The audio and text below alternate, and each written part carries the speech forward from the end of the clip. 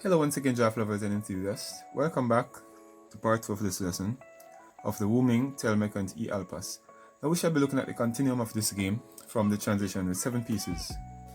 Now looking at our screen, we see that this is a continuation. There are 7 pieces on each side. And right here, it is blocks to move.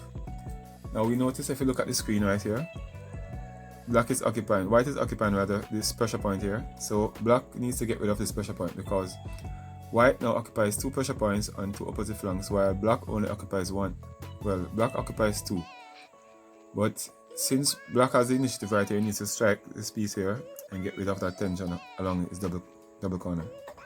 So black strikes with CB6, AC7, BD6, and takes the center. That creates a central or quadral balance.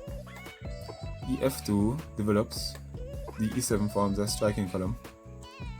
FE3 continues his development, EF6.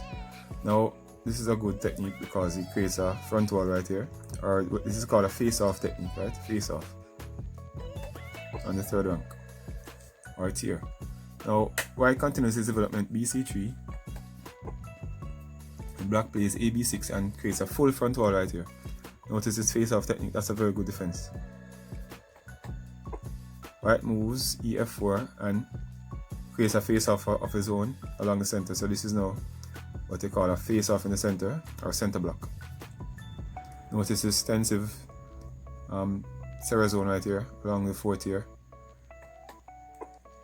Now look at this tactic. This is called a tactical play. So what black does here, he sacrifices a piece, and the tactic is called a pitch and squeeze. It's actually a pitch and delay squeeze.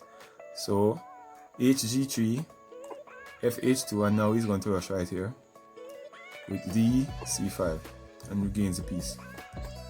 White doesn't do anything to defend the piece, so he moves HG3, CE3, and here we see now black gains a center post advantage. This is actually an admiral post, they call it in Jamaica, on the 6th tier. White makes a trade off the sideboard with GF4, EG3 or EG5, A6, F4, and the battle continues. FE7 continues the development, CD4 takes center stage, ED6 face off again. See this front wall here. So whenever the opponent has the center, as I said before, it's always a good technique whenever you cannot occupy the center square here along this zone to create a tension along the 3rd tier, which creates center block. Good movement. White moves GF2, developing from his back. That's a correlative play. BA5, that's an active side piece. FE3, white strikes, black strikes with DC5 and pulls off DB6, AC7. ED4 takes center stage again, and that's a good face-off technique where CD6, now we see. White now licks and run to clear to a steady draw. And after the trade, basically, that results in a draw endgame. And that was quite an amazing feat. So now, ladies and gentlemen, and my fellow YouTube followers, thanks again, draft enthusiasts, for tuning in to the Creeativ Arts Studioz. And this is the Bookman signing out, saying peace.